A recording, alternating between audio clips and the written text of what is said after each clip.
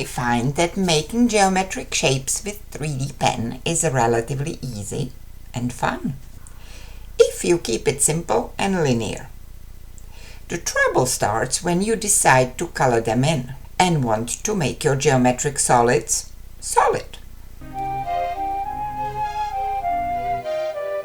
Suddenly you will need to resolve how to make the solid faces look neat and finished.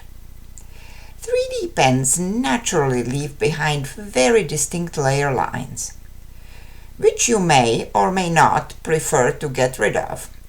The simplest way to get rid of them is to make your faces on a smooth surface. I use plexiglass with matte acrylic finish, which allows me to pop them off with a spatula or palette knife. That way you get one side that's pretty bumpy and one that still shows faint layer lines, but it is sandable without having to first smooth it with a melt tool. Another way to pre-finish the surface is to process the pieces either in the oven, which will produce a glossy surface, or by ironing it between two Teflon sheets. Ironing also offers an alternative to put a custom surface design on the surface of your object, which is what I like the most about that method. Whichever method you choose, make enough of them to make the shape you need.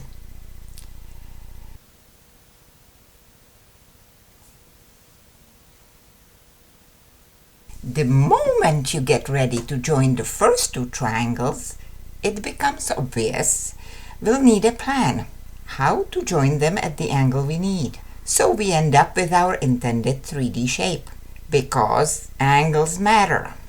For instance, if you join the same equilateral triangles at 70 or 109 or 138 degrees, you will get a tetrahedron or an octahedron or an icosahedron.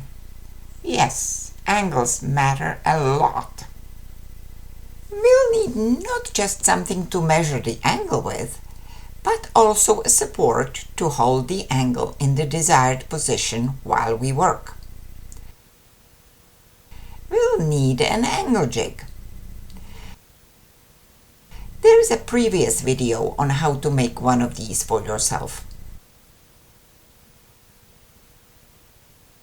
Link is in the description. Stabilize everything and go for it.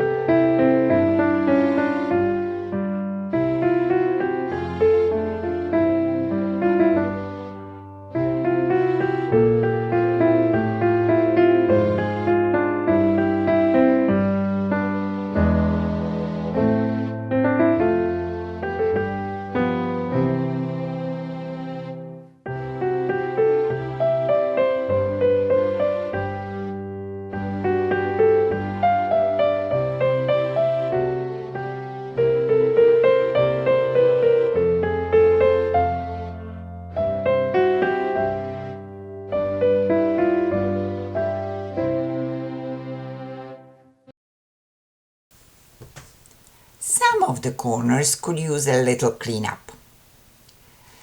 So now we will smooth, but only on the corners, which is way faster than all over.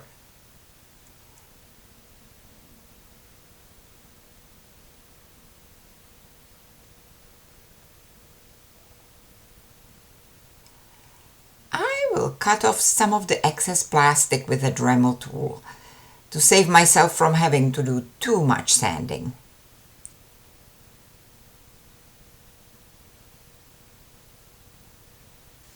Sadly, some sanding will still be necessary. How much sanding will depend on what method you chose to make the initial faces. I like how these sanding sponges nicely hug the corners, because sometimes the corners are all you have to sand. And depending on how obsessive sander you are, you can then progress to finer grits, if you wish. If you are making an octahedron, and not just a pyramid, now would be the time to join the two halves together. I will apply the plastic to the seam and close it while the plastic is still hot and pliable, before it has a chance to solidify. That will give me a chance to join at least one side from the inside.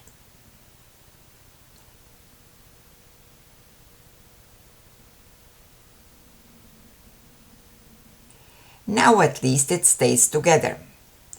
And this seam came out pretty clean. However, the last three seams I will have to join from the outside, which will inevitably be a lot messier. But here we go.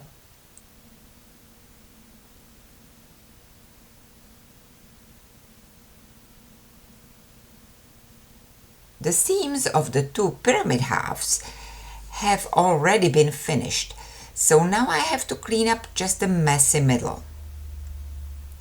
Sometimes it needs a bit of mending too, before grinding and sanding the three outer seams. Here is our octahedron, which will teach you all you need to know about obtuse angles. Those are the ones larger than 90 degrees. The right angles are easy. You don't even need an angle jig for those. Here's the video on how that's done.